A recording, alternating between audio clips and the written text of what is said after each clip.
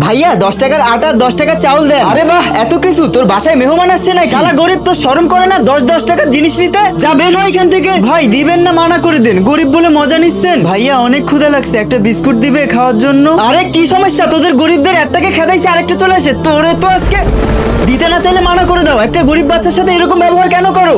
বাবা কেঁদো না, এই নাও টাকা, তুমি অন্য কিছু খেও। ধন্যবাদ ভাইয়া, একটা গরিব আরেকটা গরিবের কষ্ট বোঝে। বন্ধুরা, তুমি যদি সত্যিকার ইসলামিক ভিডিও ভালোবেসে থাকো তাহলে অবশ্যই এই ভিডিওতে একটা লাইক এবং আমাদের চ্যানেলটি সাবস্ক্রাইব করে কমেন্ট বক্সে অবশ্যই আই লাভ ইউ ইসলাম লিখে যাবে। বাবা একটা কথা শোন, এদিকে আয়।